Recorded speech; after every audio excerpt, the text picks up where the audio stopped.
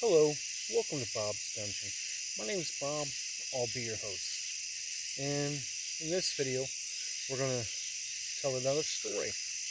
We haven't done that for a while, so we're going to try it out again.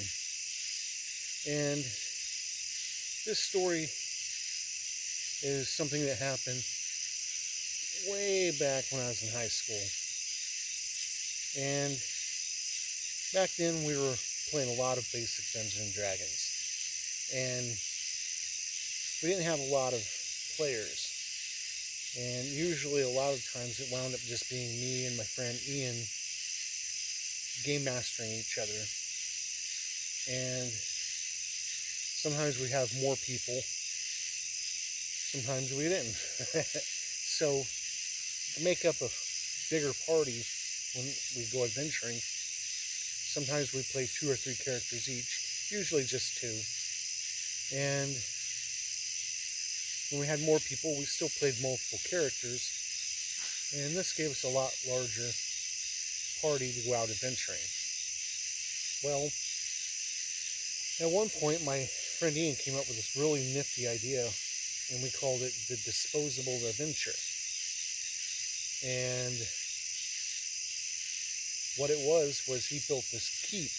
He wrote up this keep, and the person that would be the player would write up 20 first level characters. And just basic stuff for the characters. And then send them out this keep to see how far in they could breach the keep. Well, sometimes all 20 characters would die. Sometimes some of them would get away. Retreat and get away. And we use those characters in later adventures. Just incorporate them into our regular rotation of characters we'd use when we play. So essentially, we were doing a funnel before it even had a name. Which, that's how character creation works in Dungeon Crawl Classics, and they call it a funnel. They gave a name to the thing we were doing back then. Not that we invented it. There are people, I'm sure, that were doing it long before us, and people that were doing it after us, and then Dungeon Crawl Classics added to their thing, and now it's called a funnel. So we were doing the funnel before it was a funnel. We just called it a disposable game. So anyway, I made a run once, and in my run, I wound up getting further into the keep than anyone else had. But realized could not go no further, and just about all my people were dead at this point. So the ones that were left retreated, and as they run, there was 5 people escaping. One died horribly in a barrage of arrows, and another one died as they were dragging his injured body away. So I had 3 of my 20 characters that lived. And I wound up incorporating these 3 into my regular rotation. And they had weird times after that, which is what we're going to talk about. The first one of these characters that we're going to talk about was a wizard. Now, a lot of people didn't name their disposable characters, but I always did. I always named them simple, stupid names. And which was alright, because the main character I'd play regularly was a fighter named Slash, who was never a part of a disposable game. I just like the name Slash for a fighter. So anyway, the first character we're going to talk about is the wizard that survived. And I had named him Fanboy. I don't know why I named him Fanboy, but that was his name. And he wound up surviving. I think before we moved on to another game, he had made it all the way to 4th level, I think. So he was getting some power behind him. But every time we ran into a situation where it ended in combat, and he would use up all his spells, he would basically hide behind everyone else back in the corner with his dagger, not going near anything that resembled a weapon. And that's the reason he survived so long. He was kind of a coward, but he was getting some magical power. If I'd played him a little longer, he probably would have been a really good magic user. And that's the thing with basic. Magic users are really weak outside of being able to cast spells. So it takes a while for them to really get some power to them. And that was cool. We had always meant to come back, and I wish we could have played those characters some more, but we had moved on to Star Wars, and then when we came back to D&D, it was Advanced Dungeons & Dragons 2nd Edition. But anyway, the next character that survived that we're going to talk about is an elf. And back in basic Dungeons & Dragons, elf was not only a race, but it was a class. And I don't remember what I named this elf, so we're going to just refer to him as the elf with no name. So, the elf with no name had several adventures after he got away. And I was really kind of getting into this elf. I liked that character. He was kind of like a self-centered party animal.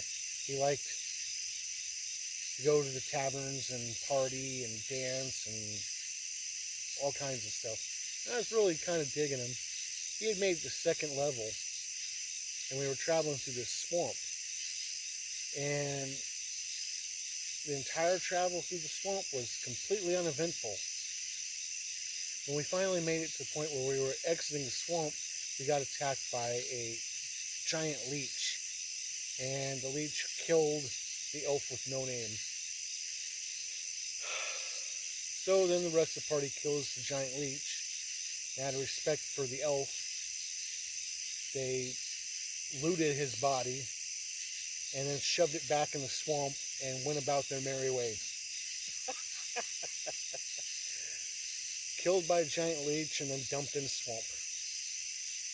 That was the end of the elf with no name. The other character that survived was a fighter that I named Smash. And so I wound up, after he gained a couple levels, I wound up incorporating him as the brother of my other character, Slash. And they would, every now and again, go on adventures together. But eventually, Slash ran into somebody that was wanting to take this keep out. And they knew a secret way in. So basically, we were going to run our regular characters through this scenario and see if they could do anything. So he brought his brother Smash in to work with him because he had been there before. So we got into the keep and we were going through the lower levels. And we come into this door and it was really weird. It's like they were trying to hide something behind this door because it was all boarded up. So we started tearing the boards down, and as we did, we realized this door feels pretty cold and it's awfully wet. And then it started groaning, and we realized that when they flooded the area behind the keep to make a little place to store ships, this room had gotten flooded, so it was about to flood the hallway we were in. So we take off running. The door gave way, and this tidal wave came crashing down the hall. We were having to roll saving throws in order not to be swept up. Well, Smash failed his saving roll, and he got picked up by the tidal wave coming down the hallway. The rest of the characters managed to run through this open door and shut it and wound up safe from the turn of water. Smash, on the other hand, lived up to his name. He got smashed up against the wall, lost all his hit points, died. He survived this keep, only to return and die. Now, our regular characters, they wound up getting captured and had a big adventure getting out and actually took out the leadership of the place, and so they defeated the keep, but that's a story for a different time. This is just about how the survivors that I had met their grisly ends, except for the weakest one, who had a full, rich life. But essentially, we were playing the funnel before it was called a funnel, which is really cool.